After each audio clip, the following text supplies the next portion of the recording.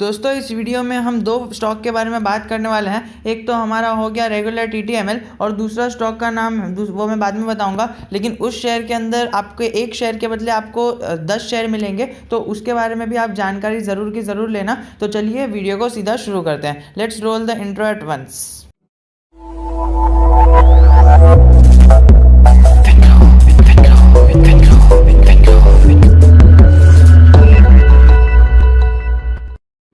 TTML से related direct और indirect खबर पिछले हफ्ते बहुत ज़्यादा आई थी। पिछले हफ्ते की अगर बात करें तो हमें ना 2 से 3 खबरें आते हुए देखने मिली थी। टाटा सुपर ऐप से रिलेटेड अकेले टाटा सुपर ऐप से रिलेटेड हमें खबर देखने मिली थी कि कब वो आएगा मार्केट के अंदर, और उसका नाम भी हमें कहीं ना कहीं डिस्क्लोज होते हुए देखने मिला था। सेकेंडली अगर हम बात करें, टाटा ग्रुप ने एक जो कंपनी है एविएशन कंपनी को एक्वायर किया था और उन्होंने उसका जीत लिया था, जो भी बिडिंग है वो। एंड अगर हम टीटीएमएल के पर्सपेक्टिव से बात करें तो टीटीएमएल के पर्सपेक्टिव से हमें टाटा ऐप के लिस्टिंग से, टाटा ऐप के मार्केट में आने से बहुत ज़्यादा फायदा होगा। पर्सनली अगर मैं बात करूँ तो टीटीएमएल को अभी भी फायदा हो रहा है, बिकॉज 7 लाख प्लस एम्प्लॉइज जो है वो टाटा सुपर ऐप या फिर टाटा न्यू को यूज़ कर रहे हैं। तो टाटा सुपर ऐप के का नाम हटाकर हम टाटा न्यू रख देंगे, तो टाटा न्यू को यूज़ कर रहे हैं 7 लाख से ज़्यादा एम्प्लॉइज़। तो हमें इसके अंदर अभी डिसअपॉइंटमेंट लेने की कोई ज़रूरत नहीं है। टाटा सुपर ऐप को, टाटा न्यू को टीटीएमएल अभी भी टेस्ट कर रहा है, एंड जो भी बग्स आ रहे होंगे और जो भी चीज़ें ग्लिचेस आ रहे होंगे वो सारे टाटा के एम्प्लॉइज़ जो है वो बता दे होंगे, and TTML is working on it. तो जैसे ही टाटा न्यू मार्केट के अंदर आएगा, Tata new will be a best performer of the thing. क्योंकि देखिए जिस तरह से आईटीसी का सुपर ऐप आने वाला है, एंड सेकेंडली अगर हम बात करें रिलायंस का सुपर ऐप आने वाला है, अदानी का सुपर ऐप आने वाला है, तो ये सारे सुपर ऐप को इनको टेस्टिंग का टाइम इतना नहीं मिलेगा। अभी टाटा न्यू को कितना टाइम क्यों मिल रहा है? ओनली बिकॉज कुछ पॉलिसीज़ के अंदर कुछ हेरा फेरी या फिर चेंजेस बोल सकते हो आप, वो चेंजेस गवर्नमेंट से रिलेटेड है कि गवर्नमेंट की कोई पॉलिसी है जो इन्हें मतलब स्टेबलाइज नहीं हो रही है, लेकिन इन्होंने कह दिया है कि अभी हम लॉन्च करने वाले हैं, तो शायद सारी चीज़ें मामला सुलझ गया है। बट अगर हम बात करें इतना जो टाइम लग रहा है इनके एम्प्लॉयज़ को टेस्ट करने में, तो दोस्तों कहीं ना कहीं वो टाटा ऐप से रिलेटेड एक अच्छी खबर ही आ रही है। बिकॉज जिस दिन मार्केट में लिस्ट होगा उसके अंदर, मतलब मार्केट में नहीं, जो मार्केट के अंदर एक्चुअल मार्केट में जनरल लोगों के लिए आएगा, वो ऐप के अंदर हमें कम बग्स, कम ग्लिचेस देखने मिलेंगे और कम प्रॉब्लम देखने मिलेगी, जिसकी वजह से उसकी जो ऑनलाइन प्लेटफॉर्म्स है उसके ऊपर उसकी रेटिंग्स भी बढ़ जाएगी एंड सारी चीज़ें एकदम अच्छे से होगी। अगर हम बात करें डीमार्ट की भी, तो डीमार्ट का जब भी पर्टिकुलर सबसे पहला ऐप आया था ना, तो आपको पता होना चाहिए कि उसके ऐप के अंदर स्टार्टिंग के अंदर बहुत सारे नेगेटिव रिव्यूज़ भी थे, क्योंकि कई सारे लोगों को प्रॉब्लम्स भी आ रहे थे। लेकिन फिर जनरली अभी अगर आप डीमैट का अकाउंट या फिर डीमैट का ऐप अगर आप ओपन करके देखोगे, तो आपको उसके अंदर सारी चीज़ें परफेक्ट देखने मिलेगी, and still they are on a growing stage, because उनके सीईओ ने खुद कहा है।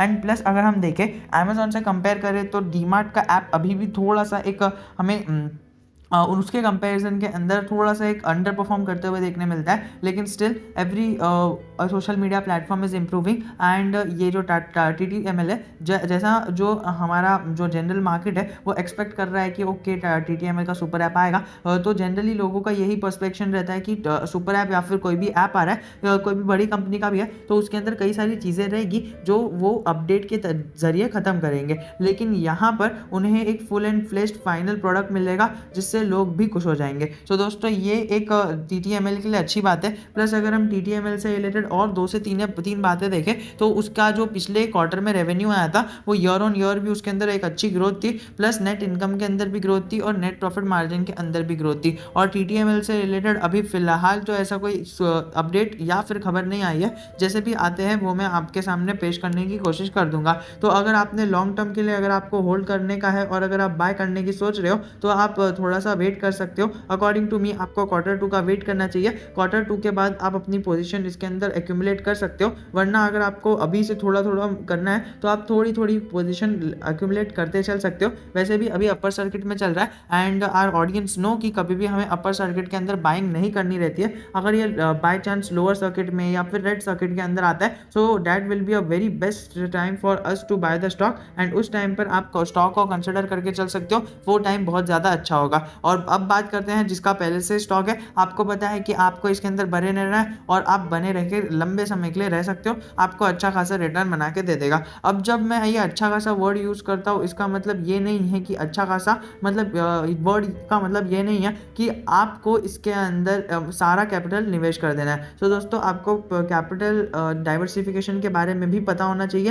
एंड अगर आपको थोड़ा सा नई आइडिया है और अगर आपको सीखना भी थोड़ा सा इधर उधर से सब लर्न करना पड़ेगा, तो आप एक काम कर सकते हो, आपको यहाँ पर एक लिंक आ रही रहेगी, उसके ऊपर क्लिक कर देना, आप दूसरे चैनल पर डाइवर्ट हो जाओगे और वो दूसरे चैनल पर आपको बहुत सारे पोर्टफोलियो रिव्यू मिल जाएंगे। आप उसमें से किसी भी पोर्टफोलियो रिव्यू को वॉच कर लेना, एकदम डिटेल में पता चल जाएगा कि पोर्टफोलियो कैसा होना चाहिए। तो चलिए दोस्तों अब हम बात करते हैं हमारे दूसरे स्टॉक की तरफ। तो अनुपम फाइनेंस की बात चल रही है एंड अगर हम बात करें इसकी स्प्लिट की तारीख भी हमें डिस्क्लोज होते हुए देखने मिली है। रिकॉर्ड डेट इज 7, तो इसका मतलब एक्स डेट जो है वो अराउंड हो जाएगा 5, लेकिन 5 को अगर आप बाय करोगे तो आपको स्टॉक नहीं मिलेगा। इसका मतलब आपको मंडे को यानी 4 तारीख को बाय करना होगा, उससे पहले बाय करोगे या फिर अब 4 तारीख को ही बाय करोगे तो भी चलेगा। 5 तारीख को बाय करने से आपको इसके अंदर कुछ भी फायदा नहीं होने वाला है, उल्टा आपको नुकसान ही होगा। 5 तारीख को बाय करने से इसके अंदर कुछ भी फायदा नहीं होगा। सेकेंडली अगर हम बात करें 28 सितंबर को ही इन्होंने अपना ट्रेडिंग विंडो बंद कर दिया था। लेकिन दोस्तों एक और एक चीज़ कहना चाहूँगा जो बहुत ही ज़्यादा इंपॉर्टेंट है एंड आपको पता होनी चाहिए, वो ये है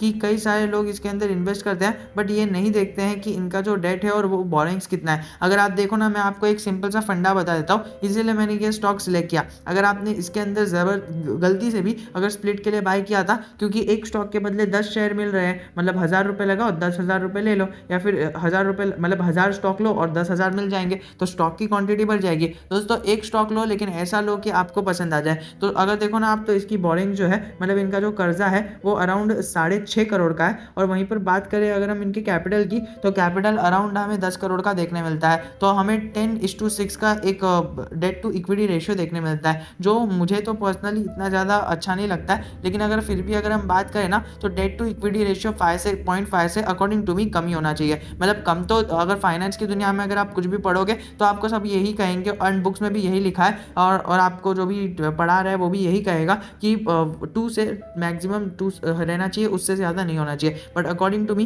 रियल लाइफ में इतना ज़्यादा वर्क नहीं करता है। 0.5 से ज़्यादा 0.5 या फिर उससे ज़्यादा तो 1 होना चाहिए, उससे कम तो उससे ज़्यादा तो ज़रा भी नहीं होना चाहिए। और प्लस अगर आप देखो तो पिछले 3 क्वार्टर से अगर हम बात करें इसके पिछले 3 क्वार्टर की, तो दिसंबर 20, मार्च 20 और जून 20, तो दिसंबर 20 में 1 करोड़ का धंधा किया था, और वहीं पर मार्च 21 में है ना यहाँ पर 80 लाख का धंधा किया, और वहीं पर जून क्वार्टर के अंदर 60 लाख का धंधा किया। सो दोस्तों 3 क्वार्टर से, यानी अगर हम बात करें 336 जो है उसके अंदर हमें 339 है, तो 9 महीने से इसके अंदर ज़रा भी ग्रोथ होते हुए देखने नहीं मिल रही है। और दोस्तों स्टॉक भी बहुत ही ज़्यादा खराब है, क्योंकि अगर हम वीक बोल सकते हैं, खराब नहीं बोल सकते हैं। वीक इस बात से कि प्रमोटर होल्डिंग बहुत ही कम है और रिटर्न ऑन इक्विटी इसने बनाकर ही नहीं दिया है, क्योंकि स्टॉक इतना ज़्यादा वॉलेटाइल है। सो मैं अगेन आपको कहना चाहूँगा कि स्प्लिट के चक्कर के अंदर इसके अंदर इन्वेस्टमेंट मत करना, क्योंकि कई सारे लोगों ने इसके अंदर इन्वेस्टमेंट करा होगा एंड इन्वेस्टमेंट किया होगा तो ठीक है, लेकिन फिर भी मैं आपको कहूँगा कि इसके अंदर से एग्जिट ले लो अगर आप आज मंडे को ये वीडियो देख रहे हो, वरना अगर आप थोड़ा सा लेट देख रहे हो तो भी एग्जिट ले लो,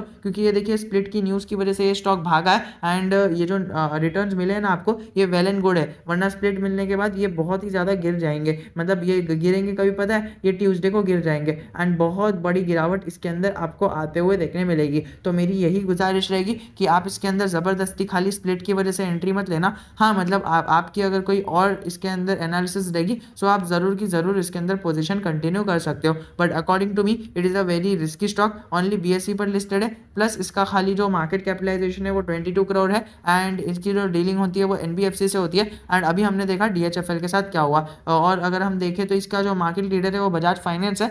इंस्टेड अगर आपको इसके अंदर अनुपम फाइनेंस के अंदर 1000 रुपये इन्वेस्ट कर रहे हो, इससे अच्छा आप इसके अंदर 1000 रुपये इन्वेस्ट कर दो। क्या इसकी स्टॉक की प्राइस कितना है, अगर हम बात करें स्टॉक की प्राइस की, तो अराउंड अगर आप पकड़ो तो CP तो 7500 है, तो आप बजाज फाइनेंस के अंदर निवेश कर सकते हो। वरना अगर आपका बजट थोड़ा सा टाइट है, अगर आपको 1000 रुपये के आसपास का स्टॉक चाहिए, so SBI cards will be definitely a good pick for you. तो चलिए दोस्तों आज के लिए इतना ही। If you have any doubt relating anything, I am always just a comment away from you. Jai Hind, जय भारत।